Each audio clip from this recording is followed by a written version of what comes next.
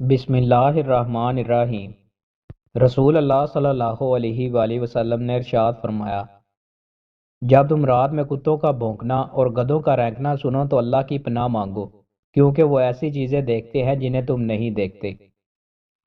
رسول اللہ صلی اللہ علیہ وآلہ وسلم نے ارشاد فرمایا، رب کی رضا والد کی رضا میں ہے اور رب کی ناراضگی والد کی ناراضگی میں ہے۔ رسول اللہ صلی اللہ علیہ وآلہ وسلم نے ارشاد فرمایا، اللہ تعالیٰ نے مخلوق کو پیدا کیا تو اپنی کتاب میں اسے لکھا۔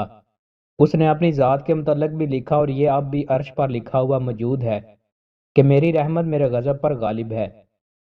رسول اللہ صلی اللہ علیہ وآلہ وسلم نے ارشاد فرمایا، کوئی بھی مسلمان جو ایک درخت کا پودا لگائے یا کھیتی میں بیج بوئے، پھر اس میں سے پرندہ یا انسان یا جانور جو بھی کھاتے ہیں وہ اس کی طرف سے صدقہ ہے۔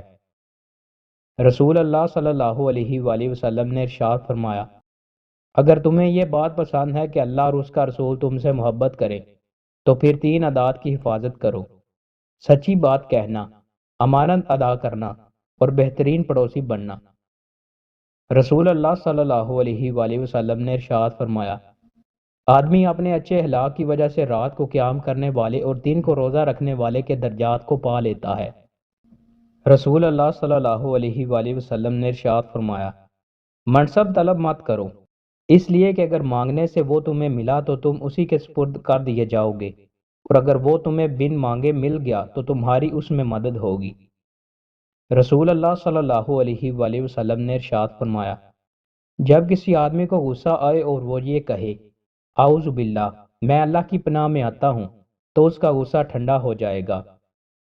قرآن پڑھنے کا اجر۔ رسول اللہ صلی اللہ علیہ وآلہ وسلم نے ارشاد فرمایا، جس نے کتاب اللہ کا ایک حرف پڑھا اسے اس کے بدلے ایک نیکی ملے گی اور ایک نیکی 10 گنا بڑھا دی جائے گی۔ میں نہیں کہتا الف لام میم ایک حرف ہے، بلکہ الف ایک حرف ہے، لام ایک حرف ہے اور میم ایک حرف ہے۔ دوستو، مزید اچھی ویڈیوز کے لیے ہمارے چینل کو سبسکرائب لازمی کریں۔ بہت شکریہ۔